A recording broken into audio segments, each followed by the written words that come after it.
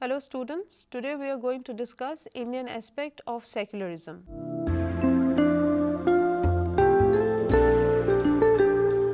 This unit would enable the students to understand the meaning of secularism, the nature of secularism in India, secularism and Indian constitution, and the problems of secularism in India.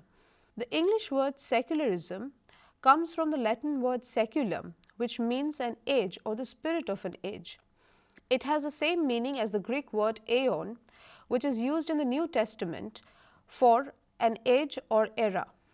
The conflict between religious faith and human reason, which forms the part of the background of the emergence of the modern ideology of secularism, surfaced in the late Middle Ages. The term secularism was coined in 1851 in England, and secularization slowly became the part of the ideology of progress.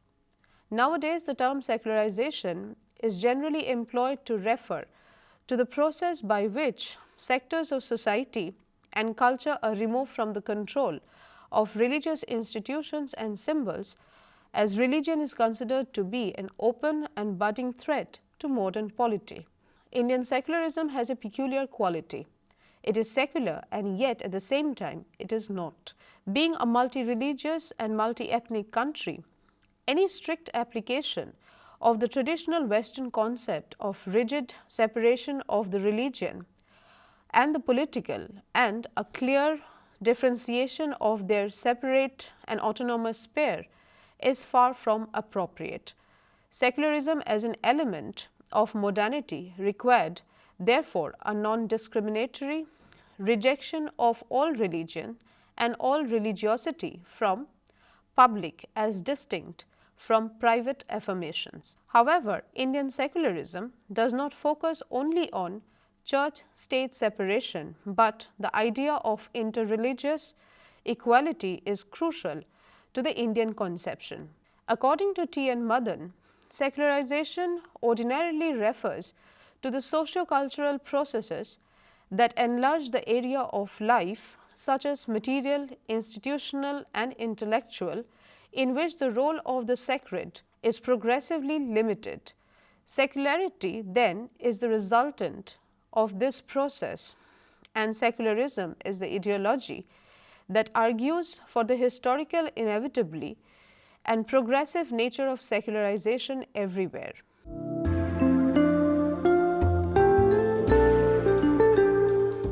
Now we come to the meaning of secularism. All secular states have a few things in common. They are neither theocratic nor they do establish a state religion. However, in most commonly widespread conception, inspired mainly by the American model, separation of religion and state is understood as mutual exclusion. The state will not interfere in the affairs of the religion, and in the same manner, religion will not interfere in the affairs of the state. Each has a separate domain of its own, with independent jurisdiction. No policy of the state can have an exclusively religious justification. No religious classification can be the basis of any public policy. This has happened. There is illegitimate interference of religion in the state. Similarly, the state cannot aid any religious institutions. It cannot give financial support to educational institutions run by religious communities, nor can it hinder the activities of religious communities as long as they are within the broad limits set by the law of the land. This form of conventional secularism has no place for the idea of state-supported religious reform. This feature follows directly from the understanding that the separation of state from church religion entails a relationship of mutual exclusion. The Constitution of United States of America reveals some important principles that are included in the First Amendment to the Constitution.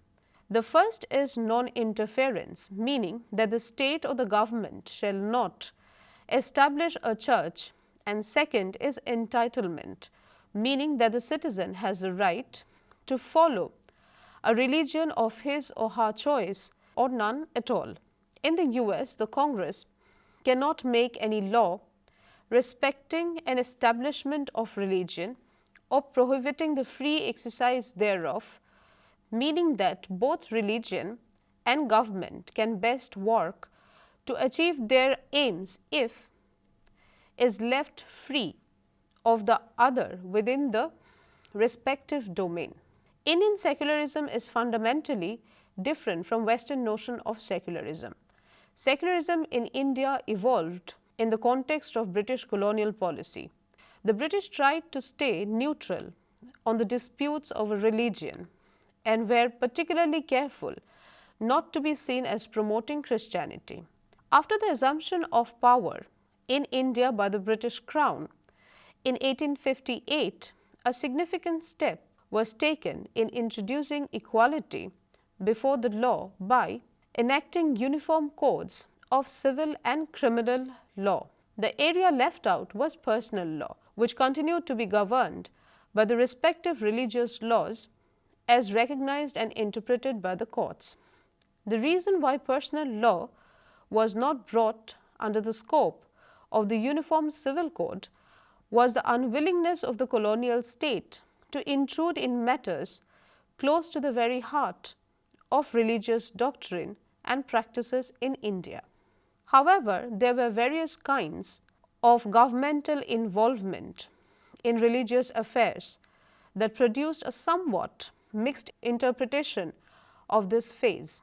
During certain periods, grants of money were given by the British government for the support of Hindu temples and Muslim mosques. Christian missionaries were actively discouraged.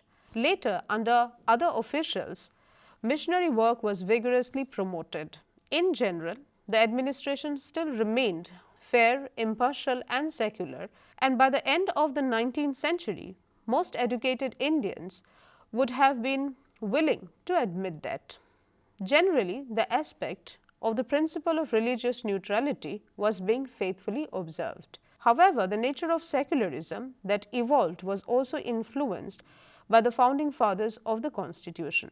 Gandhi actually rejected this idea of secularism, but interestingly and consistently advocated for a secular state completely detached from the religious concerns of the people. At the same time, he emphasized the inseparability of religion and politics and the superiority of the former over the later. He has written that those who say that religion has nothing to do with politics do not know what religion means. For Gandhi, religion was a source of absolute value and hence constitutive of social life, and that is why politics were the arena of public interest. The inseparability of religion and politics in India or the Indian context was, for Gandhi, a fundamentally distinct issue from the separation of state from that of the church in Christendom. When did he advocate that religion and state should be separate? He clarifies that this was to limit the role of the state to secular welfare and to allow it no access into the religious life of the people. Nehru, on the other hand, had a different version. He believed that India be a land of many faiths, equally honored and respected, but of one national outlook. Nehru was the main architect in the relation between state and religion in India, while Gandhi put his faith in the reformed, ethnically superior individuals in creating a better, if not the ideal society. Nehru considered the shaping of suitable institutions as the best means of achieving the same goal. Of all the modern institutions, it was the state which he believed would be the principal engine of social change. The ideal state, according to Nehru, was the first and foremost democratic, but also socialist because of its bad economic situation, and secularist because of the cultural and religious diversity in India. Nehru was convinced that religion is a hindrance to the change and progress which are inherent in human society. He was influenced by the experiences of European nations and Marxist thinking, and believed that industrialization and economic development would erode the influence of religion on society. Therefore, he did not worry too much about religion and its political implications, mainly communalism, because he avidly believed that these phenomena would vanish at the touch of modernity. Even though Indian society at large, constituted by a diversity of cultures, languages, religions, and customs, Nehru wanted it to become one nation truly. Thus, the secular state was a requirement in the period of nationhood, as it would guarantee the unity of India and further the identity of common Indianness. The founding fathers of India's constitution pursued a separation of two realms in the public. One was the political realm, wherein the interest of the national unity and the rationalities and imperatives of the state obliged political actors to speak and act in certain ways, while at the same time upholding the cultural diversity of India. The other was the cultural realm, wherein the community would celebrate itself and its own traditions and exclude others. This cultural diversity was the foundation of the larger nation. However, the political realm was not supposed to be contaminated by the unilateral celebration of one community or the open representation of particularistic interest of another community.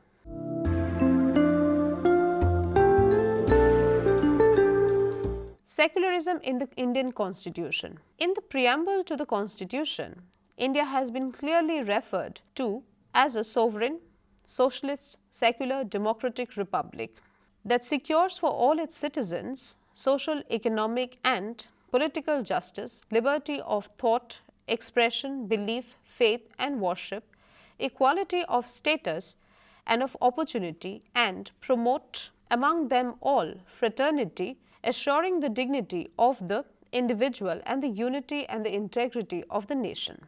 The problem, however, is that the term secular has not been explicitly defined in the Indian Constitution, where it is mentioned only twice, once in the preamble and in Article 25, Clause 2, which authorizes the state to frame laws regulating or restricting economic, financial, political, and other secular activity which may be associated with religious practices. Nonetheless, scholarly and judicial opinion are almost unanimous that the spirit of secularism is contained in the various provisions of the chapter on fundamental rights, which guarantees the minority groups that they and their interest could not be overridden in a majoritarian democracy. The various provisions of Article 14 to 17 and 25 to 30 reflects the spirit of secularism. For instance, Part 3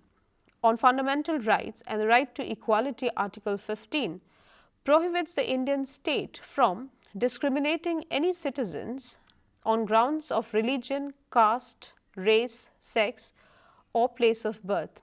Article 25 provides for freedom of conscience and free expression and profession, practice, and propagation of religious subjects to public order, morality, and health. It confers on the state the right to regulate or restrict any economic, financial, political, or other secular activity which may be associated with religious practices. Also, it stipulates that the state can make any law providing for social welfare and reform or throwing open of Hindu religious institutions of a public character to all classes or sections of Hindus. Here, Hindu includes people professing Sikhs, Jains, Buddhist religion. Article 28 states that no religious instruction shall be provided in any educational institution wholly maintained out of state funds. Article 28, Clause 3 says that no person attending an educational institution recognized by the state or receiving aid out of state fund shall be required to take part in any religious worship conducted in such institution except in the case of a minor with his or her guardian's consent. Therefore, it is apparent that Indian secularism, among other things, primarily means that the state cannot establish or practice any religion, use public revenues for promoting any religion, and that it should ensure equality before the law for all its citizens, irrespective of their caste, class, race, sex, religion, and so on. In the light of the spirit of these articles and the debate on the Constitutional Assembly, the Supreme Court of India has upheld the secular character of the Constitution in several cases. In the landmark Keshavananda Bharati versus the State of Kerala case, a full bench of 13 judges pronounced that secularism is an inalienable part of the basic structure of the Indian Constitution and that it is inviolable. A similar ruling was given in Indira Gandhi versus Raj Naran and more recently in Bommai versus Union of India case. Even though efforts have been made to uphold the principle of secularism, but the main problem lies with the fact that it is not defined precisely, which further leads to difficulties in ways of implementing it. Unfortunately, little consensus exists on these issues. Since secularism has not been specifically defined, it lends itself to varying interpretational problems.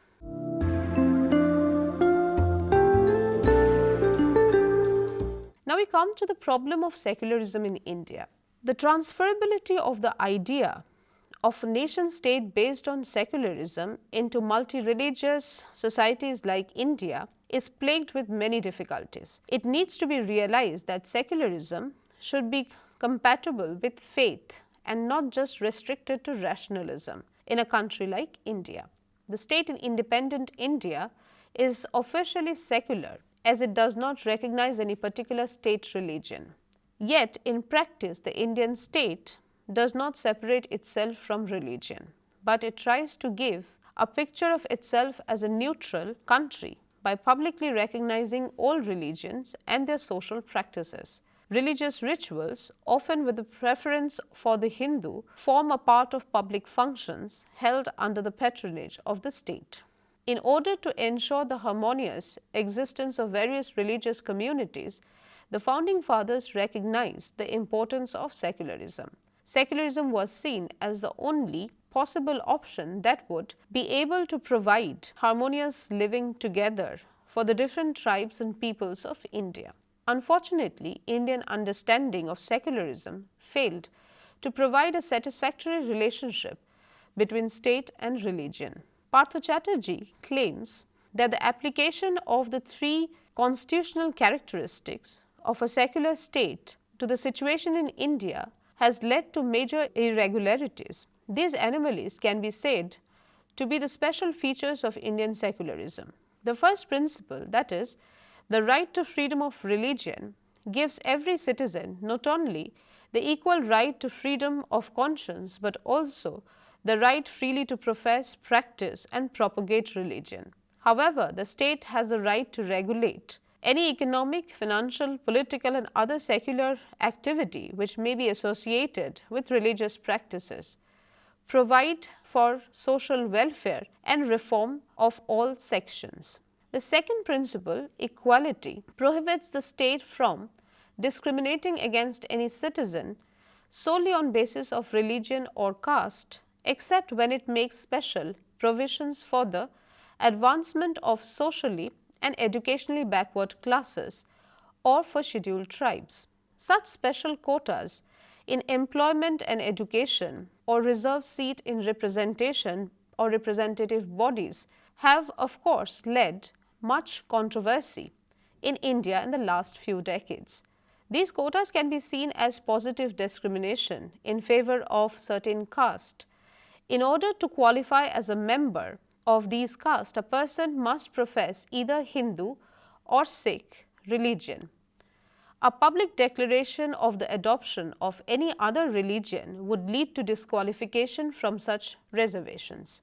The third principle, the separation of state and religion, declares that there shall be no official state religion, no religious instructions in state schools, and no taxes to support any particular religion. But the state has been entangled in the affairs of religions in numerous ways, and the degree and extent of predicament has increased since independence. The wall of separation can hardly be applied to the present Indian situation. This is precisely one of the reasons why Indian secularism is interpreted differently from Western secularism. The cultural and historical realities of the Indian situation call for a different relationship between state and civil society than what is regarded as normative in Western political thought or discourses, at least in matters of religion. In India, the state should favor all religion equally, which would be a required extension of the principle of equality.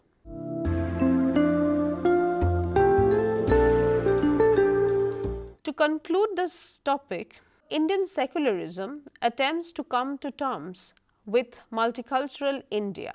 It tries to unite the different ethnic groups, the religions of India by forming an identity of togetherness, Indianness. For the unity of the country, Indianness was supported by an Indian form of secularism. It aimed at guaranteeing the peaceful coexistence of different religious and ethnic communities. Indianness was imagined, but it was not accepted by other Indian nationals.